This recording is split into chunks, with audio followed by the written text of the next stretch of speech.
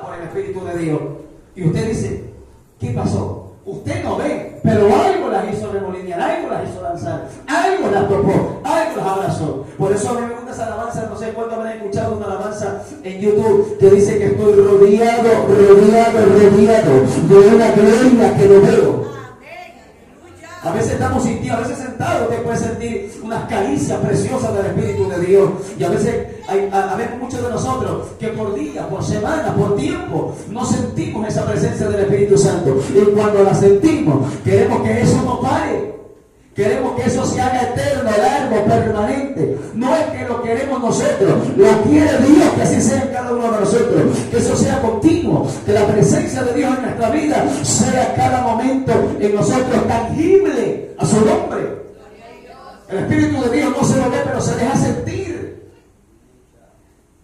Literalse, iglesia, Éxodo 40:34, el que tomamos de estudio, la nube sobre el tabernáculo. Son 3 pasos, aleluya, que nos muestran cómo es que Dios primero tenía que estar la obra terminada. Ahora identifíquese usted, Dios en usted está haciendo una obra. A nosotros nos rescató de una vida pagana, de una vida natural, de una vida de delitos y pecados. Nos llamó a todos los hombres de Dios en diferentes épocas, los llamó con muchas malas costumbres, mañas, defectos y virtudes, los llamó al camino de la salvación. Siempre he dicho y he considerado de parte de Dios por la Biblia que Dios primero a mí no me llama a ser siervo ni ministro ni evangelista, primero me llama a ser salvo e hijo de Dios por adopción. A eso me llama primero. Luego me va haciendo saber lo que desde la fundación del mundo y desde el vientre de mi madre, usted y yo tenemos dones, llamados y ministerio. A su nombre. En el verso 40 dice el prefacio, Moisés erige, la palabra erige significa levantar, erige el tabernáculo. Hagamos de cuenta que ahora no es Moisés. ¿Quién levantó el tabernáculo? ¿Quién levantó nuestra vida? ¿Quién levantó el templo de Dios que somos nosotros? El Espíritu de Dios. Año a año usted se va recordando, ahora cómo soy, cómo yo era. Muchos de nosotros hasta nos da hasta vergüenza recordarnos cómo éramos. Nos da hasta dolor, tristeza de ver cómo éramos. Y nos ponemos a ver en el espejo de Dios, que es su palabra, cómo estamos ahora. La virtud que Dios nos ha dado, los dones que Dios nos ha activado. Porque están desde que nosotros ni conocemos a Cristo, los dones están metidos en nosotros. Solamente tiene que venir Espíritu Santo y fuego y se encienden los carbones apagados. A su nombre la gloria. Moisés erige el tabernáculo. Primero tenía que estar la obra terminada. Luego, una vez que estaba terminada, según la Biblia, si usted puede ver en su casa, el Señor comisionó a Moisés que toda la gente, hombres sabios, llenos del Espíritu de Dios, comiencen a hacer el tabernáculo reunido, sus cortinas, sus bases, sus fuentes, el candelero de oro, la fuente de bronce. Eso es algo muy hermoso, porque si usted se pone a meditar en eso, usted se va a quedar muy asombrado. Todos trabajaron y le dijeron a Moisés, ya está todo listo. Cuando Moisés vio que todos los utensilios estaban listos, Moisés dijo, ahora vamos a levantar el tabernáculo. Lo levantaron. Una vez que se lo levantó, una vez que se lo condicionó, que eso es muy hermoso. Usted lo puede ver en Google cómo era la manifestación o el modelo, el espejo, la figura del tabernáculo. Es algo muy hermoso. Israel en Egipto no sabía hacer nada, pero saliendo de Egipto Dios le enseñó a hacer un hermoso tabernáculo para Jehová. Luego que el tabernáculo es levantado, el Dios de los cielos en el verso 34 del capítulo 40 decide sellarlo para él. Y antes de sellarlo con la nube, la Biblia dice que le manda a Dios a Moisés que con aceite unja todos los utensilios del tabernáculo y que degollen un animal que con sangre santifiquen todos los utensilios del tabernáculo. Había una previa santificación, había una previa apropiación de Dios, y eso era de Dios, pero Israel, pueblo de Jehová, tenía que ver que lo que estaban a punto de contemplar y ver esa hermosa obra arquitectónica que Dios mandó a hacer a Moisés y a todo el pueblo, tenían que verlo ahora con Dios descendiendo, visible. Ese pueblo, por eso que ese pueblo fue muy castigado, porque Israel, pueblo de Jehová, fue bendecido, porque vio con los ojos carnales, naturales, la gloria de Jehová descender. Nosotros muy raras veces vemos con los ojos abiertos. Yo muy muy rara vez con los ojos abiertos veo nubes en campañas, en los cultos. Pero Israel, pueblo de Jehová, diariamente veía mañana, tarde y noche nube de Jehová, columna de nube, columna de fuego. ¿Qué excusa tenía ese pueblo para no adorar? Por eso que la Biblia dice que al que más se le entrega, más se le demanda. Entonces, Dios no estaba haciendo eso para someter al pueblo ni para poder castigarlo, sino para enseñarle el Dios que ellos servían y el Dios que ellos tenían a su nombre. Entonces, en estos tres pasos, iglesia de Cristo, previo a que la nube descienda sobre el tabernáculo, tenía que Dios hacerle ver al pueblo de Israel cómo era el paso a seguir para Dios sellar su obra. Eso era la obra de Jehová. Ahí Dios iba a descender, cada sacerdote tenía que entrar, aleluya, a ofrecer incienso, a matar el animal, a interceder por el pueblo, y el pueblo veía que la nube de Jehová descendía. Me gusta algo interesante que dice la palabra de Dios, que cuando la nube se alzaba del tabernáculo, los hijos de Israel se movían. Es decir, si la nube de Jehová descendía, todo el mundo quieto. Por eso Habacuc capítulo 2 verso 20 dice: Jehová está en su templo, calle delante de él toda la tierra. Usted y yo callemos. Cuando Dios está en un culto, todo el mundo hace silencio. Cuando Dios desciende, la puerta de nuestro corazón permanece abierta para la palabra y cerrada para otras cosas. A su nombre. Dice aquí, mientras la nube cuando la nube se alzaba, o sea, ya Dios dejaba de ministrar al pueblo, ya Dios dejaba de visitar al pueblo. ¿Cuántos de nosotros, cuando nos llega un invitado inesperado, pero agradable, amén, un visitante, un amigo, un ministro, lo que sea, no se lo esperó, pero le llega, usted no se va? Y si le trae palabra de Dios, si le trae un obsequio, si le trae una comida, si le dice: yo vine a bendecirte, ¿sabes qué? Alístate, vamos de viaje, vamos a pasear. Entonces, y ni quiere que se vaya, ¿sí o no?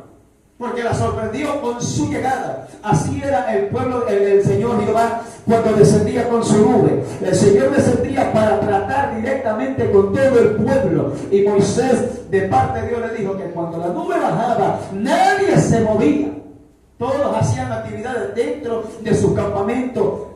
Y la nube se alzaba, ahora sí. Recojan sus maletas y a cocinar su seco de pollo, lo que sea, hagan todas sus actividades, porque ya el Señor se retiró, ya el Señor terminó de ministrar, ya el Señor terminó de tratar con cada uno de los hijos de Israel, y ahí fue el tiempo de Dios. Eso era lo que Dios hacía para sellar su obra. Esto Dios siempre lo ha hecho en tres dispensaciones, le llamo yo. Yo quiero ir a un paso en la cual, como le mencionaba, esto del libro de Éxodo era sombra de lo que hoy estamos viviendo. Y cuando le estoy diciendo en tres dispensaciones, es decir, en tres tiempos, yo seleccioné, con la ayuda del Señor, que la primera dispensación fue en el tiempo de Israel, en los días de Moisés, la que estamos viendo. Amén, lo que estamos lecturando, con la que tenemos como estudio. Fue cuando Dios descendió sobre el tabernáculo con su nube en esos días, aleluya, de Israel, de Moisés, perdón.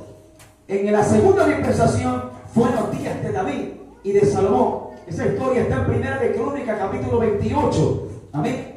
No sé si usted ha leído esa historia, en la que es muy conocida, en la que David desea hacer el templo para Jehová. Amén o no amén. Él desea hacer un templo.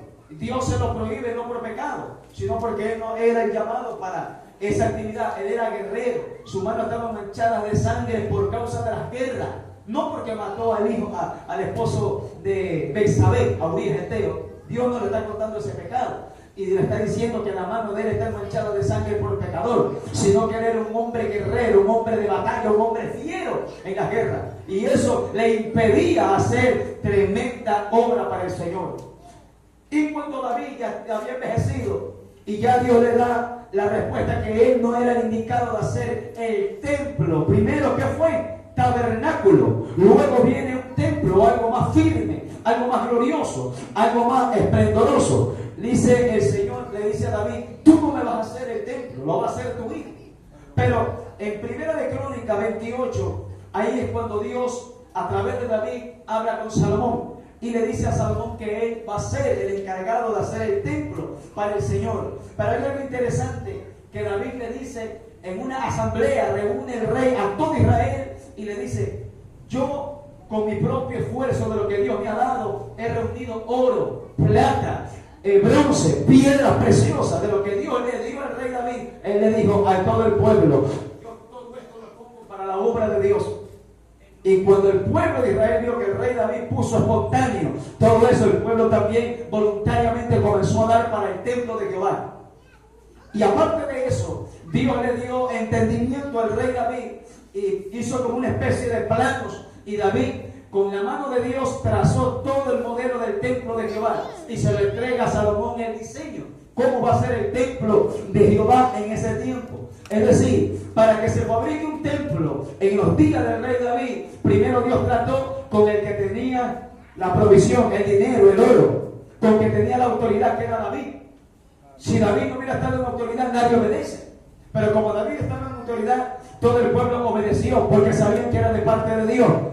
Dios tratando con David fue la parte primera. Luego Dios pone al hombre que iba a fundamentar o a hacer real el templo. Y luego el Dios de los cielos. En 2 de Crónicas 7 viene el sello de aprobación que a Dios le gusta ahora el templo.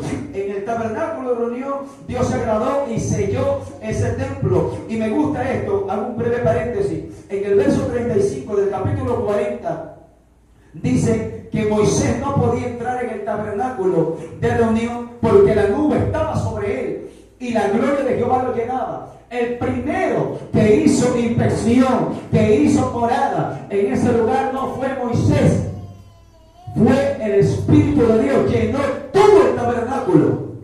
Y Moisés, siendo el varón de Dios, el hombre más manso de la tierra, el profeta como pocos se habían levantado, no pudo entrar. ¿Por qué no pudo entrar? Porque él sabía que su Dios estaba dentro, santificando todo lo que se le había dedicado a su nombre. Gloria a Dios. A mí me llama bastante la atención que la Biblia registra que Moisés no podía entrar. No se puede ser irreverente cuando Dios toma dominio de un culto. No se puede ser malcriado ni majadero cuando Dios llena la casa a su nombre.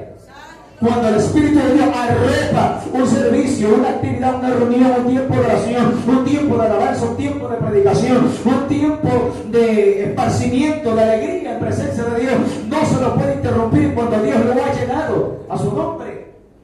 Moisés no pudo entrar. Moisés, me imagino, no es que no entraba y se había desesperado en el corazón de él poder entrar. Yo me imagino que Moisés tiene que haber dicho: nunca me esperé ver esto. Moisés fue un hombre que vio muchas maravillas y él tuvo que detenerse porque Jehová estaba dentro del tabernáculo. Y 2 de Crónicas 7, ya el templo fue levantado. Les mencioné que primeramente el pueblo aportó financieramente oro, plata, piedras preciosas, también dio piedras de cantería, piedras reales. Estaba el material también así mismo separado como en el tabernáculo. Luego Salomón, estando en el reino, manda las órdenes y todo el pueblo comienza a trabajar y edifican el templo, y el templo está paradito. Pero en 2 de Crónicas 7 ahí habla que Salomón dedica el templo para Jehová. Y dice la Biblia en 2 de Crónicas 7 que cuando Salomón hace un pequeño estrato de oro adelante del templo, mire que el adorador, el rey Salomón no era solamente el rey. En los primeros días del reinado de Salomón, él aprendió a adorar la presencia de Dios. Que nunca a usted y a mí se nos quite ese grande principio que Jesucristo nos dijo. Juan 4:24, el Padre busca y anda buscando verdaderos adoradores que le adoren en espíritu y en verdad a su nombre. Eso lo dijo nuestro Señor. Y a Salomón, yo me imagino que no tuvo que haber venido un profeta y tiene que haber dicho: haz un altar aquí de adoración, porque así dice el Señor. Él, de su propia voluntad, quiso hacer un estrado delante del templo, y eso era como un púlpito más o menos. En una película yo lo vi así, no digo que es así bíblicamente. Y ahí Salomón se arrodilló y comenzó a dedicar el templo para el Señor. Comenzó a orar.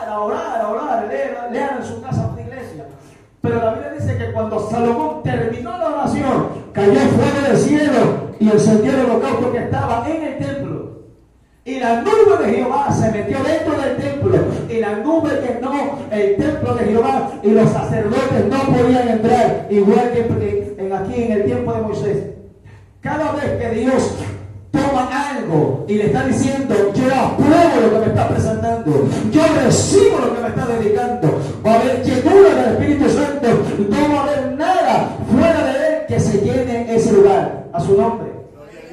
Si nosotros somos el templo de Dios ahora, somos el templo viviente de nuestro Dios, aleluya. Si Él está llenando nuestra vida, nadie más va a meterse aquí, solo Él, a su nombre. Pero si no está lleno el templo que somos nosotros, ustedes saben quién se puede meter o quiénes se pueden meter según la Biblia. Se mete uno, se meten 7, se meten 1000, a su nombre.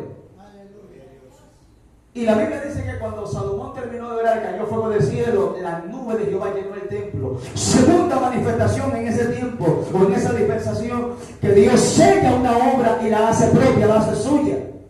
Se agradó el Señor de todo un pueblo que le dedicó algo, se lo presentó. Y Dios le está diciendo: yo recibo todo eso. Y cuando Salomón vio todo eso, todo el pueblo cayó en el pavimento y adoraron a Dios y dijeron: porque grande es su misericordia, porque Él es bueno y para siempre es su misericordia. A su nombre. Yo creo que todos nosotros, cuando le presentamos algo al Señor, deseamos que Él se agrade. Muchos de nosotros, yo tengo ese sentir de sí. Cada vez que le presento una tarea, una actividad o algo, digo: Señor, permíteme ofrecerte esto, agrádate de lo que te quiero presentar, concédeme entregarte esta ofrenda, concédeme, permíteme realizar este sacrificio. ¿Por qué? Porque tiene que haber un respeto, una reverencia, una entrada muy humilde delante de Jehová. Libro de Isaías, capítulo 66, creo, verso 1 en adelante, dice que Jehová mirará al humilde de espíritu y atenderá al que oye y tiembla ante su presencia y atiende su palabra. Al que es humilde de espíritu, a ese atenderá Jehová, a su nombre. Vemos aquí todo el pueblo de Israel en los días de Moisés, cómo fue movido, porque fue Dios que mueve. Aquí no se puede hacer nada si Dios no mueve. No se puede poner ni un solo cimiento para parar, así sea una casa de oración de caña. Si Dios no está ahí, no se pone ni un palo de escoba, a su nombre. Por más humilde físicamente, decirlo así, que se vaya a hacer algo para el Señor, si Dios no está en el asunto, no se puede hacer nada.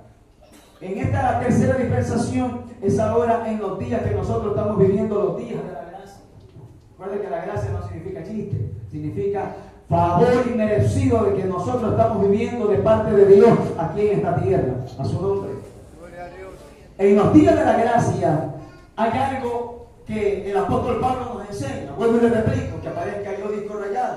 Esto era una sombra de lo que nosotros íbamos a vivir. El apóstol Pablo lo dijo. En los días de Jesús, en su ministerio, comenzó el Señor a elegir a los discípulos. Él no comenzó su ministerio solamente predicando. Cuando Jesús inició su ministerio, el Evangelio según San Mateo capítulo 4, del verso 8 en adelante, aleluya, Jesucristo comenzó a llamar apóstoles. Y a los primeros que llamó fue a Pedro y a Andrés, su hermano, luego a Jacobo y a Santiago, y así consecuentemente llamó a 12. Sabemos que estuvo ahí metido Judas, el que lastimosamente se perdió, pero Jesucristo escogió 12 fundamentos, 12 pilares apostólicos y proféticos para establecer un ministerio que se llama, según el apóstol Pablo, el ministerio de la reconciliación. Y Cristo escogió 12 pilares espirituales y visibles para que el pueblo mirara la gracia, la maravilla de Dios cuando Cristo se retira a la gloria del Padre, luego que cuando Cristo murió, resucitó y se fue a la diestra del Padre. Estaba en los 12 pilares que el Señor escogió. Pero en los días de la gracia, cuando Jesús escogió a los 12, en los días de Pentecostés, ahí es que el Señor toma de nuevo a lo que el Señor le ofrece. Recuerden que Jesús pudo escoger humanamente al que él quería, pero según la Biblia hubo un tiempo de oración muy frecuente en Cristo. Y dice la Biblia que cuando Jesús terminó una oración de madrugada en un monte, en un lugar alto, luego de que Jesús terminó su oración en ese lugar elevado, en ese lugar alto, aleluya, y descendió, ahí escogió de toda la multitud que estaba siguiendo a Jesús, contemplando a Jesús. Jesús escogió a los 12 y los llamó a cada uno. Ven tú. Ya estaban los 12 metidos ahí y habían como, me imagino yo, hasta más de 200 personas quizás habían al lado de Jesús. Pero Jesús subió al monte y el Espíritu de Dios direccionó a Jesús para escoger a los 12 apóstoles que bíblicamente conocemos, a su nombre. Ahí estuvo Jesús presentando un plan, número uno. Segundo punto de eso, Jesús escogió a los 12 pilares. Ahí está prácticamente como el tabernáculo en los días de Moisés. El pueblo trabajó con los cimientos. Luego le dijo el pueblo a Moisés, ya está todo terminado. Jesús le dijo al Señor, esta es mi iglesia, dijo Jesús, y las puertas del infierno no van a prevalecer contra ellos. Fueron palabras de Jesús, según el Evangelio según San Mateo, capítulo 16, verso 4 en adelante. Amén. Escogieron 12 apóstoles, pero faltaba algo. Recuerda que la Biblia en los días de Jesús, en los días del ministerio de nuestro Señor Jesucristo, ninguno de los apóstoles tenía llenura del Espíritu Santo. ¿Amén o no amén? Amén. Ninguno de ellos la tenía. Ellos nomás tenían una gracia nomás que los movía a creer en Dios, a permanecer al lado de Jesús, aunque les temblaban las rodillas de un lado para otro. Ellos tenían miedo estando con Jesús. Acuérdense que cuando la barca se quería hundir y se quería partir, temblaron de arriba abajo y le dijeron, Señor, ayúdanos, sálvanos que merecemos. El hombre lleno del Espíritu de Dios se ríe de los problemas, como usted y yo, ¿sí o no? El hombre lleno de Dios nos reímos de las adversidades y salimos corriendo a pedir ayuda al hombre, a su nombre. Salimos corriendo a pedir ayuda al vecino. Los apóstoles en esos días no tenían llenura. ¿Por qué? Porque tenía que venir el cumplimiento para Dios, sellar la obra. ¿Cuál era la obra de Jesús? Predicar el Evangelio, sí, pero el Señor estaba trabajando en consolidar 12 puntas de lanza para lo que nosotros conocemos como el ministerio apostólico. Ellos no conocían la verdad de Dios revelada como tenían que conocerla. Cuando Cristo muere, es sepultado, sale de la tumba, según la palabra de Dios, resucitado por la gloria del Padre. El Señor asciende a la gloria. Viene el momento de la fiesta. Recuerde que el día de Pentecostés era el día de la fiesta de los religiosos. Todo Israel se reunía de todas las tribus, de todas las tierras donde estaban. Quizás estaban hasta en Egipto, quizás estaban hasta en Sidón, en Tiro, en donde sea que estaban metidos. Sabían que había una fecha en que tenían que reunirse para darle gracias a Dios por la cosecha, por la siembra, por todos los beneficios. Israel, quizás en esos días había gente por todos lados. Todo el mundo estaba dándole gracias a Dios por la siembra. Pero la Biblia dice que cuando Jesús comenzó a ascender a la gloria, Jesús le dijo, no se vayan de Jerusalén, quédense en Jerusalén hasta que sean investidos del poder de lo alto, para que reciban la promesa que ustedes van a recibir de mi Padre, como yo les he dicho. ¿Por qué el Señor? Yo digo, ¿por qué el Señor no perifonió eso? No mandó a decirle a Pedro, dile a todos que vengan, porque el Señor lo habló. Y los que eran escogidos solitos iban a caminar en busca de esa llenura. La Biblia dice, alabado sea el nombre del Señor, que habían bastantes personas. Y la Biblia revela, el libro de los Hechos, que habían 120 en número en aposento alto. Había